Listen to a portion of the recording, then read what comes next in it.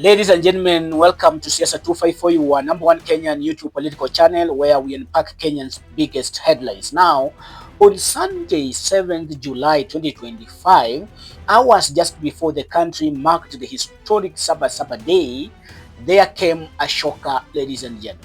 Raila Amolo Odinga, the face of Kenyans' opposition struggles for over 3 decades now, stood before the press and before the cameras and made a bold promise.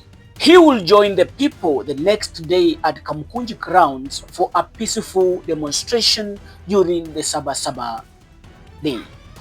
A symbolic return to the roots, a return to where it all began, ladies and gentlemen, in 1990, July 7th, when Raila Amolo Odinga and Kenneth Matiba, Charles Rubia, and others faced the iron grip of the then administration of Moi and demanded for the multi-party democracy in the country. But when the sun rose on Monday, the D-Day for the Saba Saba Day, the same ground where the fire of resistance was once lit stood empty.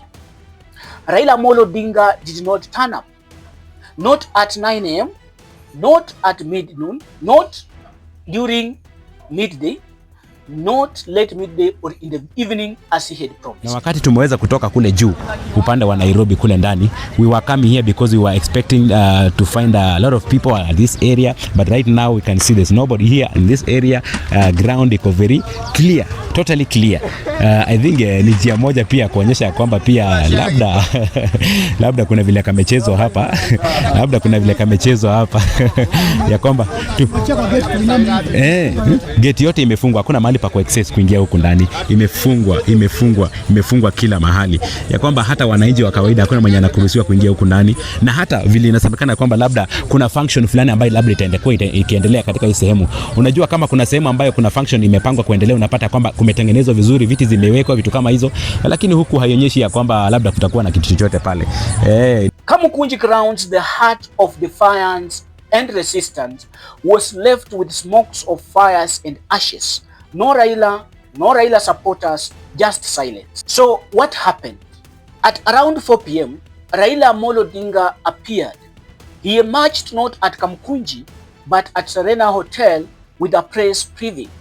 There, ladies and gentlemen, with the cameras flashing and the journalists watching, Raila Amolo Odinga gave what Kenyans are now calling a lame excuse.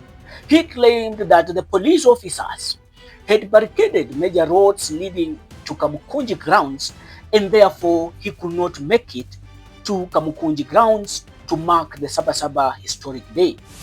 We called this press conference in order to clarify where we are today. Yesterday, I did give an interview with the media and said that today, the 35th anniversary of Saba Saba, I was going to go to Kamukunji to join other Kenyans in commemorating this very important day.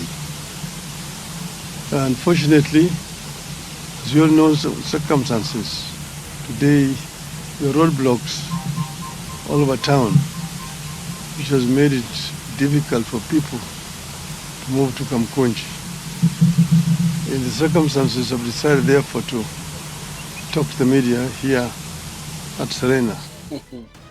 Really? Remember, this is Raila Amolo Odinga we are talking about. The man who once faced life bullets. The man who was jailed for years without trial. You mean to tell us that after decades of Raila confronting the state head-on, that this time round he was blocked by a mere roadblock by the police? No. Kenyans are not buying into this time. And the question that is burning across social media and on the streets is very simple.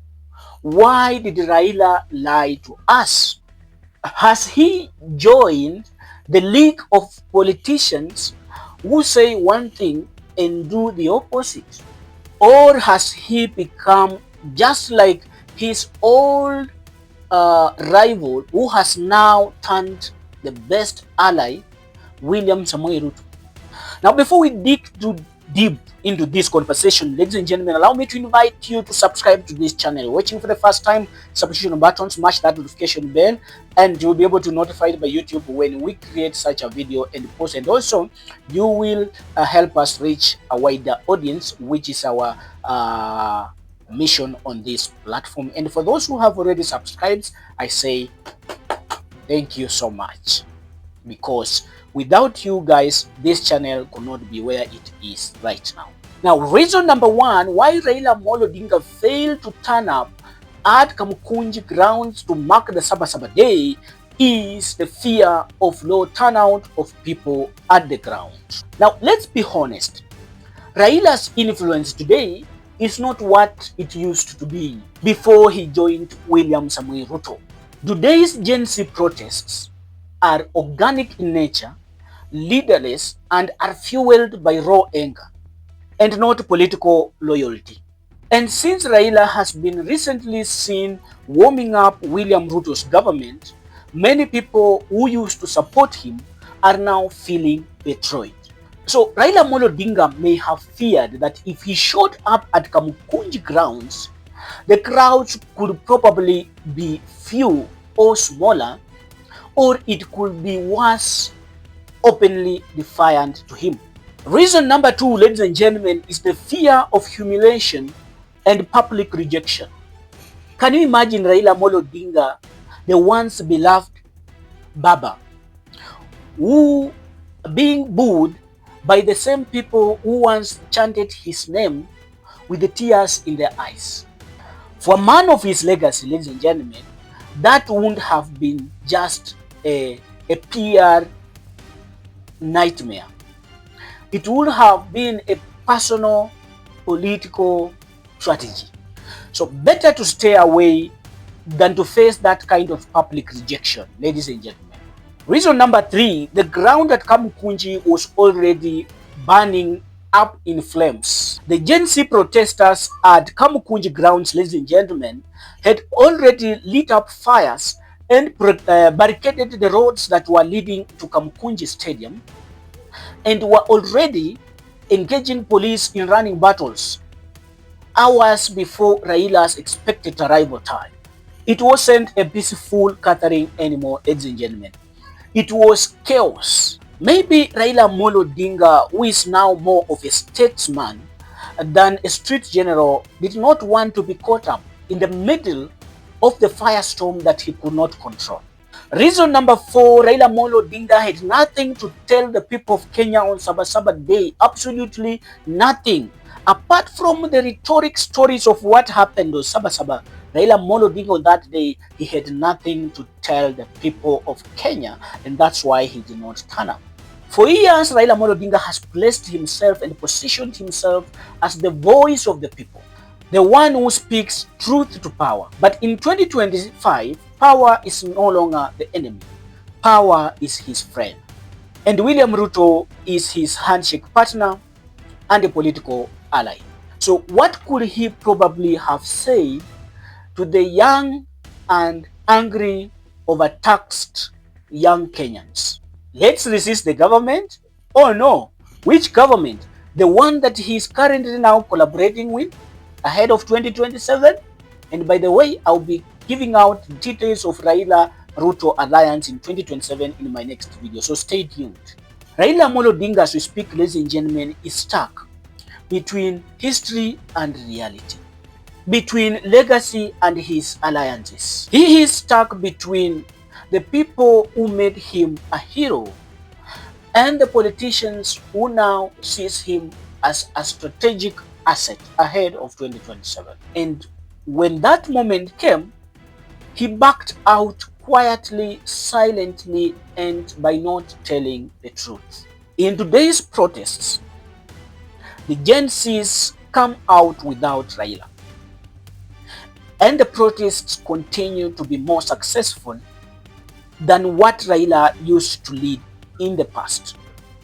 Today, the opposition shoes that he wore once, a time in the past, has now been taken over by Rigathi Gachagua, and those shoes seems to be undersized for Rigathi Gachagua, in that he is doing far much better in the opposition than Raila Amolo Odinga.